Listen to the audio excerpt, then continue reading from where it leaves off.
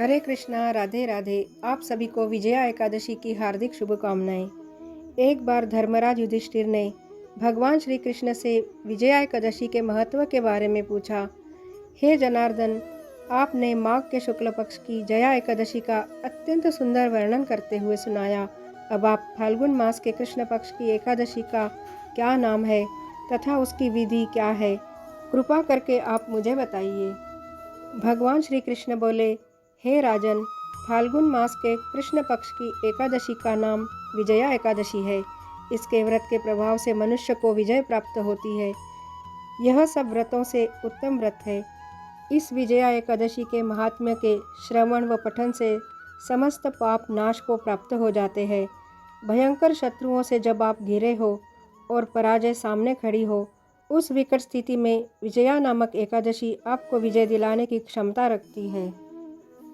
आइए अब सुनते हैं विजया एकादशी की व्रत कथा। एक समय देवर्षि नारद जी ने जगत पिता ब्रह्मा जी से कहा, महाराज, आप मुझसे फाल्गुन मास के कृष्ण पक्ष की एकादशी का विधान कहिए। ब्रह्मा जी कहने लगे कि हे नारद, विजया एकादशी का व्रत पुराने तथा नए पापों को नाश करने वाला है। इस विजया एकादशी की विधि मैंने आज तक किसी से भी नहीं कही। यह समस्त मनुष्यों को विजय प्रदान करती है। त्रेता युग में मर्यादा पुरुषोत्तम श्री रामचंद्र जी, जो विष्णु के अंशावतार थे, जब उनको 14 वर्ष का वनवास हो गया, तब वे श्री लक्ष्मण तथा सीता जी सहित पंचवटी में निवास करने लगे। वहाँ पर दुष्ट रावण ने जब सीता जी का हरण किया, तब इस समाचार से श्री रामचंद्र जी तथा लक्ष्मण अत्यंत व्याकुल हुए और सीता जी की खोज में चल दिए। घूमते घूमते जब वे मरणासन्न जटायु के पास पहुँचे, तो जटायु उन्हें सीता जी का वृत्तांत सुनाकर स्वर्गलोक चला गया। कुछ आगे जाकर उनकी सुग्रीव से मित्रता हुई और बाली का वध किया। हनुमान जी ने लंका में जाकर सीता जी का पता लगाया और उनसे श्री रामचंद्र जी और सुग्रीव की मित्रता का वर्णन किया। वहां से लौटकर हनुमान जी ने भगवान राम के पास आकर सब समाचार कहे। श्री रामचंद्र जी ने वानर सेना सहित सुग्रीव की सहमति से लंका को प्रस्थान किया। जब श्री रामचंद्र जी समुद्र के किनारे पहुँचे, तब उन्होंने मगरमच्छ आदि से युक्त उस अगाध समुद्र को देखकर लक्ष्मण जी से कहा कि इस समुद्र को हम किस प्रकार से पार करेंगे।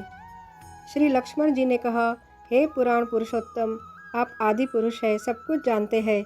यहाँ से आधा योजन दूर कुमारी द्वीप में वक्दालभ्य नाम के मुनि रहते हैं। उन्होंने अनेक ब्रह्मा देखे हैं। आप उनके पास जाकर इसका उपाय पूछिए। लक्ष्मण जी के इस प्रकार के वचन सुनकर श्री रामचंद्र जी वक्दालभ्य ऋषि के पास गए और उनको प्रणाम करके बैठ गए। मुनि ने भी उनको मनुष्य रूप धारण किए हुए पुराण पुरुषोत्तम समझकर उनसे पूछा कि हे राम, आपका आना कैसे हुआ।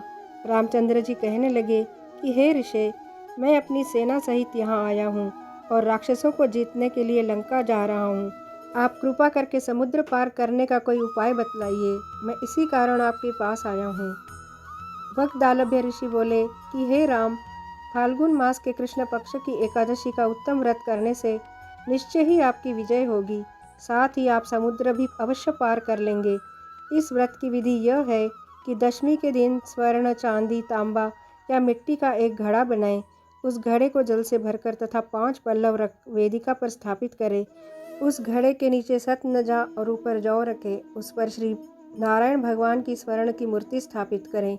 एकादशी के दिन स्नान आदि से निवृत्त होकर धूप, दीप, नैवेद्य, नारियल आदि से भगवान की पूजा करें। तत्पश्चात घड़े के सामने बैठकर दिन व्यतीत करें और रात्रि को भी उसी प्रकार बैठे रहकर जागरण करें। द्वादशी के दिन नित्य नियम से निवृत्त होकर उस घड़े को ब्राह्मण को दे दे। हे राम, यदि तुम भी इस व्रत को सेनापतियों सहित करोगे तो तुम्हारी विजय अवश्य होगी। श्री रामचंद्र जी ने ऋषि के कथनानुसार इस व्रत को किया और इसके प्रभाव से दैत्यों पर विजय पाई। अतः हे राजन, जो कोई मनुष्य विधि पूर्वक इस व्रत को करेगा, दोनों लोकों में उसकी विजय अवश्य होगी। श्री ब्रह्मा जी ने नारद जी से कहा कि हे पुत्र, जो कोई इस व्रत के महात्म्य को पढ़ता या सुनता है, उसको वाजपेय यज्ञ का फल प्राप्त होता है।